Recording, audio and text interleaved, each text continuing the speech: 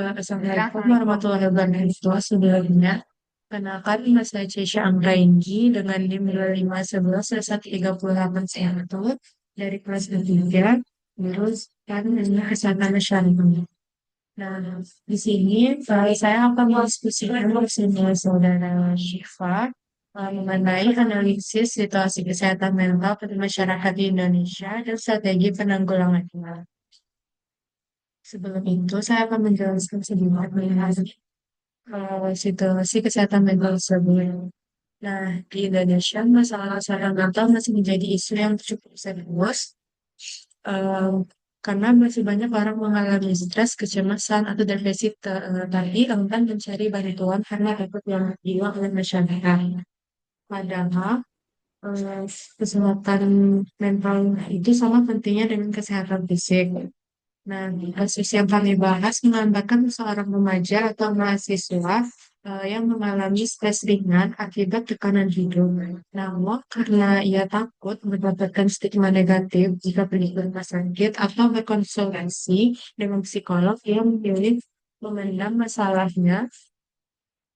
eh, Akibatnya kondisi mentalnya itu semakin parah atau membuat dan mengganggu aktivitas sehari-harinya seperti belajar, tidur, dan hubungan sosialnya sendiri. Nah, berdasarkan analisis nilai kemanusiaan, setiap orang yang mengalami gangguan mental tetap memiliki hak untuk terpilih dan mendapatkan pelayanan kesehatan yang layak. Nah, mereka tidak boleh dikucilkan atau diperlakukan berbeda hanya karena kondisi mental yang mereka alami. Nah, misalnya, em, mereka mendapatkan perlakuan buruk dikarenakan mereka mencoba berobat ke dokter dan mereka mendengar pendapat dari kawasan sosialnya seperti teman-temannya. Misalnya kayak si Anu itu kemarin pergi berobat nih ke rumah sakit jiwa, mungkin dia udah gila. Nah, salah satunya seperti itu. Nah, di awal misalnya kalau misalkan dari nilai empati, penderita gangguan mental itu sangat membutuhkan dukungan dari lingkungan sekitar. Nah, sikap sederhana seperti mendengarkan tanpa menghakimi, memberikan semangat, dan mendukung mereka untuk menjadi profesional itu sangat penting dalam proses pemulihannya. Nah, kalau misalkan dari sisi kepedulian sosial masyarakat, itu perlu menciptakan lingkungan yang aman dan suportif. Karena lingkungan itu sangat penuh stigma dan diskriminasi yang membuat penderita semakin takut terbuka dan memiliki perasaan untuk menyendiri. Kemudian, dari nilai tanggung jawab, menjaga kesehatan mental bukan hanya tugas individu, tapi juga keluarga, sekolah, masyarakat, dan pemerintah. Semua pihak memiliki peran dalam menciptakan lingkungan yang sehat secara psikologis. Lalu ada berdasarkan analisis mengelola, masih banyak perilaku negatif masyarakat seperti menghina penderita gangguan mental, lalu melakukan cyberbullying, body shaming, dan menyebarkan ujaran kebencian di media sosial. Nah, perilaku tersebut dapat memperburuk kondisi mental seseorang hingga menimbulkan depresi berat akan keinginan untuk menyakiti diri sendiri. Oleh karena itu, masyarakat perlu menggunakan media sosial secara bijak dan lebih mencintai kondisi psikologis orang lain.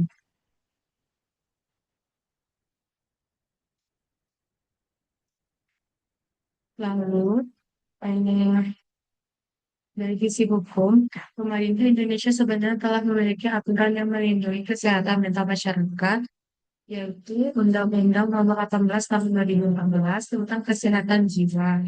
Undang-undang ini menjamin hak penderita gangguan mental untuk mendapatkan pelayanan kesehatan dari bebas diskriminasi maupun kekerasan. Nah, selain itu terdapat juga Undang-Undang ITE yang mengatur tentang penggunaan media sosial agar tidak digunakan untuk penghinaan cyberbullying ataupun ujaran kebencian. Pelaku bullying media sosial dapat dikenakan sanksi pidana sesuai ketentuan yang berlaku. Lalu secara ilmiah atau sains, gangguan kesehatan mental dapat dipengaruhi oleh faktor biologis, psikologis, dan sosial. Nah, stres yang berkepanjangan dapat mempengaruhi keseimbangan hormon dan dan di otak sehingga memicu depresi, kecemasan, dan gangguan emosi. Lalu perkembangan teknologi sebenarnya memberikan manfaat karena masyarakat bisa mengakses layanan konseling online dan edukasi kesehatan mental dengan lebih mudah. Namun di sisi lain, media sosial itu juga dapat menimbulkan tekanan sosial dan penyebaran informasi yang tidak akurat seperti melalui cyberbullying tadi. Nah, selain teknologi, seni juga dapat digunakan sebagai media edukasi kesehatan mental seperti podcast, film, musik, dan drama. Nah, itu dapat membantu meningkatkan kesadaran masyarakat sekaligus mengurangi stigma terhadap gangguan mental. Nah, untuk mengatasi masalah ini, ada beberapa solusi yang dapat dilakukan. Nah, yaitu mengadakan edukasi kesehatan mental secara rutin di sekolah, kampus, dan masyarakat, lalu meningkatkan dukungan keluarga dan lingkungan sekitar, lalu menggunakan media sosial untuk kampanye anti stigma kesehatan mental, dan mempermudah akses layanan konseling online dan layanan kesehatan mental digital. Jadi, kesimpulannya, kesehatan mental merupakan bagian penting dari kesehatan secara menyeluruh stigma dan diskriminasi terhadap penderita gangguan mental harus dikurangi agar masyarakat tidak takut mencari bantuan.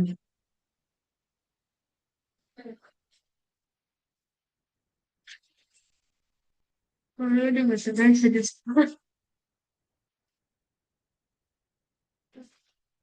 lalu dibutuhkan kerjasama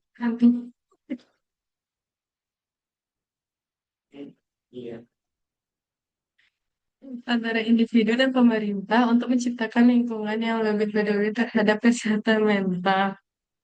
Nah, mungkin sekian dari materi yang saya sampaikan. Menurut Saudari Syifa, apakah materi tadi itu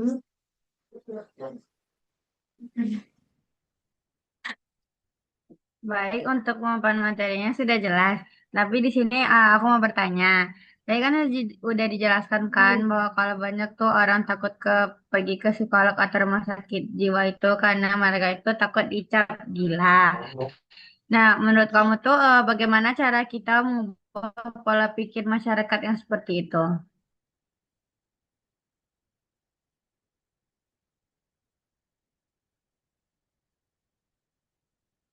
nah, mungkin terima kasih atas pertanyaan Syifa. Jadi menurut aku itu untuk cara mengubah pola pikir masyarakat itu adalah melalui edukasi dan em, kayak seperti ke kampus, sekolah atau masyarakat.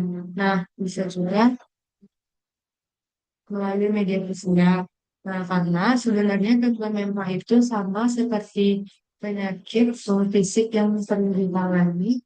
Jadi masyarakat harus mengimbangi bahwa pergi ke psikolog bukan berarti seseorang itu gila, tetapi bentuk kepedulian terhadap kesehatan dirinya sendiri. Nah, mungkin itu dari jawaban aku, Syifa. Apakah cukup? Kamu masih ada yang mau ditanyakan ini? Baik, aku rasa untuk pertanyaannya dan jawabannya sudah cukup. Terima kasih sudah menjelaskan. Baik, sama-sama Syifa.